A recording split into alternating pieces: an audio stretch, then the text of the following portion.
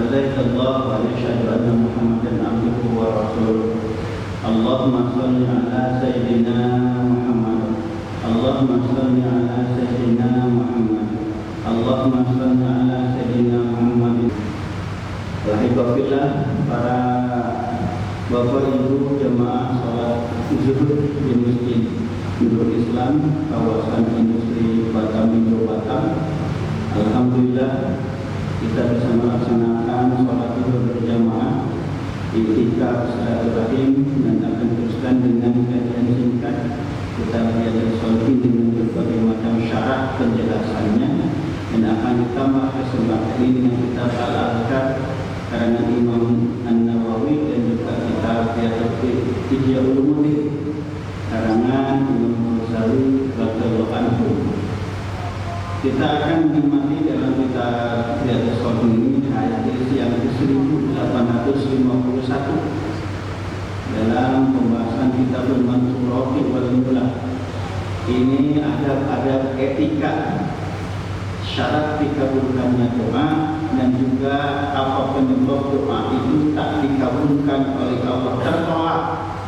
Kalau lamaran kerja itu tak memenuhi syarat, kalau sholat tak memenuhi syarat, jangankan diterima syarat sah sholat saja, suci dari hadas besar kecil, suci dari najis badan pakaian tempat tak terpenuhi.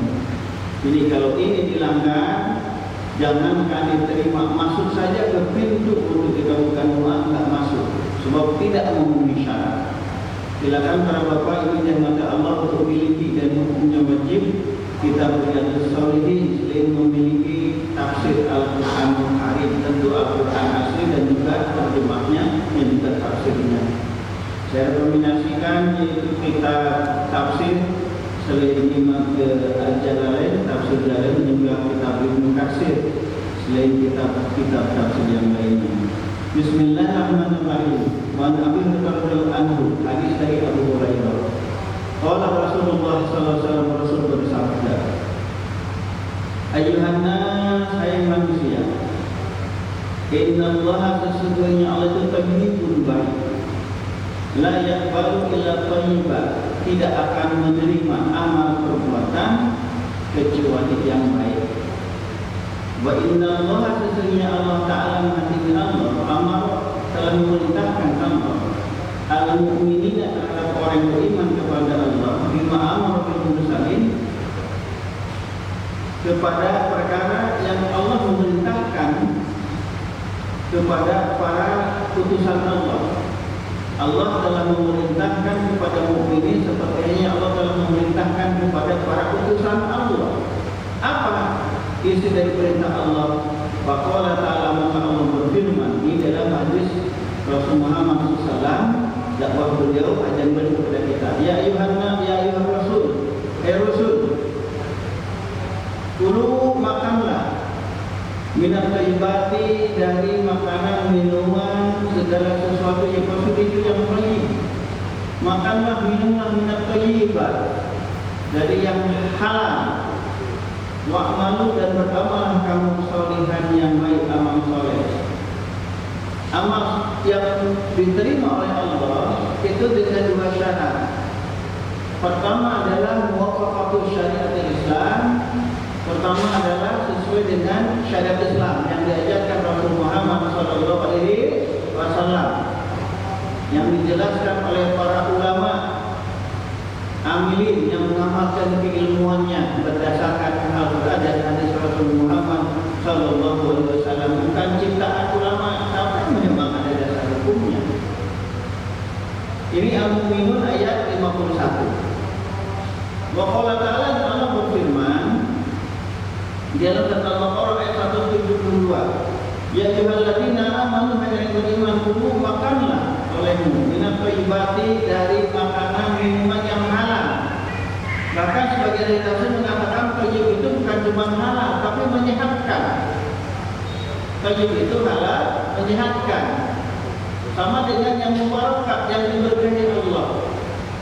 Sebab banyak makanan yang halal tapi nggak menyehatkan, itu dilarang oleh Islam, sebab akan menimbulkan penyakit. Seperti apa? Misalnya orang yang punya penyakit lambung, mager gitu,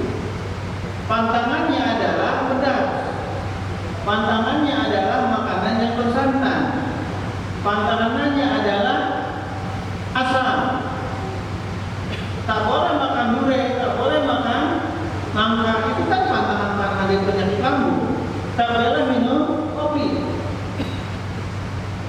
Itu halal, tapi jadi tak tinggi, tak menyehatkan, sehingga bukan makanannya yang tidak dilarang, tapi perutnya memang nggak bisa menerima, sehingga Allah berfirman, "Wala tulqu biaydikum ila tahluka." Janganlah kamu menghancurkan dirimu sendiri, maka makanan yang disebutkan tadi jadi haram karena kondisi badannya tidak terima. Orang kena hipertensi misalnya, itu harus dikurangi makanan yang bergaram. Orang kena diabetes, harus mengurangi yang kadar tinggi glukosa seperti gula pasir. Makanya yang usia yang sudah di atas 40 tahun itu yang putih-putih harus dihindari. Seperti apa? Gula pasir. Seperti apa? Santan yang direbus. Kalau santan nggak dibasak itu sehat, Pak. Tapi kalau sudah kena api, sebut dengan santan, dengan santan untuk masak itu nggak sehat lagi. Tepung itu penyebab pengentalan darah, penyebab penyakit. Itu termasuk adalah mengurangi beras putih. Itu bisa saja dia memang halal, tapi nggak menyehatkan. Kalau memang akan menyebabkan sakit. Ini sebagai ulama modern tentunya bukan cuma halal bagi muslim, tapi menyehatkan. Jadi jamaah mata Allah, dalam kitab Riyadhus Shalihin ini disebutkan dalam surat Al-Mu'minun ayat 51, perintahnya sama dari kepada muslimin muslimat semuanya, dan juga kepada para nabi dan rasul itu mengkonsumsi makanan yang halal dan juga menyehatkan. Yang kedua adalah supaya berbuat taat kepada Allah, wa'malu sholihan, dan syarat seseorang bisa beramal soleh itu dengan mengkonsumsi segala hal yang halal, bukan cuma makanan minuman, tapi bajunya, pakaiannya tentunya, outfit yang dipakainya, perhiasannya, rumahnya, kendaraannya, komputernya, HP-nya, itu apa dari yang halal. Nah ini kemudian Rasul Muhammad SAW menceritakan ar-rajulah, seseorang yutilu safar, telah melakukan perjalanan jauh, ash'asa, rambutnya itu kusut, akbaro, mukanya itu berdebu saking jauh perjalanan. Jangankan itu Pak, jangankan pakai kuda, pakai keledai atau unta menyeberang padang pasir, kita saja kalau melakukan perjalanan jauh Pak, meskipun pakai pesawat, muka itu memang nggak nyaman kalau nggak kena air, tidak kena air. Makanya itulah hebatnya Islam, memanusiakan kembali setelah menjadi mesin. Sebab kerja di PT kan menghasilkan mana? Itu seperti mesin. Masuk pagi jam 7, kan gitu. Kalau sempat, kalau cuma di PT, kalau enggak berarti langsung turun. Ketika capek-capeknya kerja, Allah bersihkan fisiknya dengan, maka Allah menjelaskan pilih berumah tangga. Kan gitu. Sebab sekarang apalagi bisa membantu perekonomian keluarga dengan kerja di rumah, dengan berbagai macam bentuk pekerjaan. Jadi nggak usah kerja di PT, mesti dagang di kedai, di toko, nggak mesti. Allah berikan keluasaan, hikmah, berkah dari adanya teknologi. Jadi syarat untuk bisa beramal soleh adalah dengan makanan yang halal. Rasul menjelaskan seorang laki-laki yang melakukan perjalanan yang panjang, yang jauh, rambutnya kusut, mukanya berdebu, yang mutu ya dia sama. Dia mulai menggadangkan, mengangkatkan tangannya ke langit. Ya Rabbi, Tuhan, ya Rabbi, Tuhan. Mat'amuhu, makanan yang dia konsumsi haram, haram. Masyrabuhu, dan minuman yang dia konsumsi haram, haram. Malbasuhu, dan baju yang digunakannya haram, haram. Ghudhiya bil haram, dan yang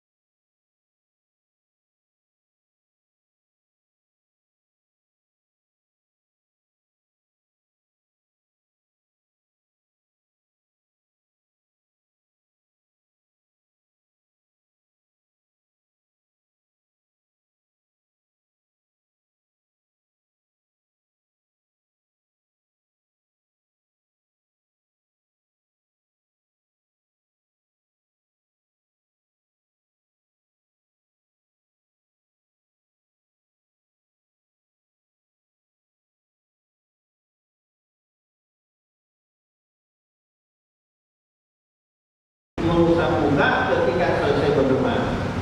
Menghadap kiblat, angkat tangan, mengusap muka ketika selesai berdoa. Yang keempat, hafdzul sauti bainal makhafati wal jahri. Merendahkan suara antara dengan berbisik dan keras, sedang-sedang saja suaranya. Wa qaumisu, dan yang kelima, al yatakallaf saj'a, tidak berdoa dengan dibuat-buat. Tidak berdoa dengan dibuat-buat, dibuat sajaklah, bersyairlah supaya menyentuh orang yang mendengar, tapi tidak karena ikhlas kepada Allah Subhanahu wa taala. Wa qala ba'dhum bisa dibilang wal istighfar. Sebagian ulama menjelaskan berdoa kepada Allah dengan lidah yang merasa hina di hadapan Allah dan yang sangat butuh kepada Allah Subhanahu wa taala. Yang keenam, apa berupa khusyuk wa rubah, rendah hati bahkan rendah diri di hadapan Allah. Wal khusyuk wa rubah, rasa takut kepada Allah.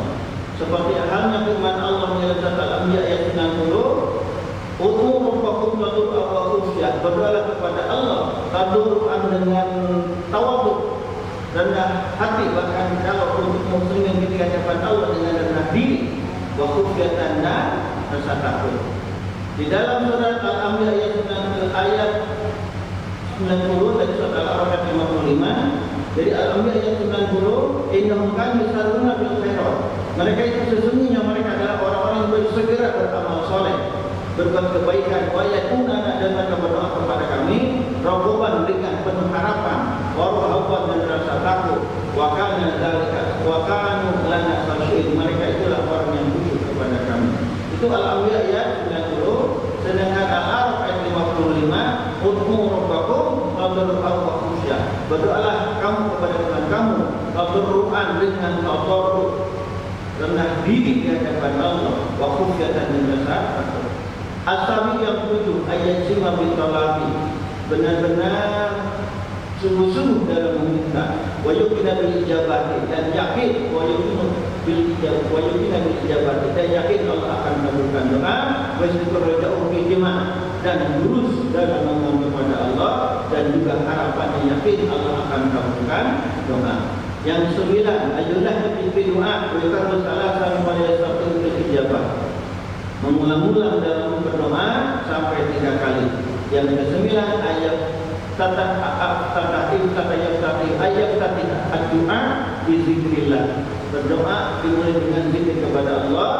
Imam Nawawi berkata dimulai dengan memuji kepada Allah, kemudian membaca shalawat, selanjutnya berdoa apa yang kita inginkan kepada Allah, ditutup dengan memuji kepada Allah, dan berdoa lagi. Jadi pada itu alhamdulillahirabbil alamin wassalatu wassalamu ala rasulillah, berdoa.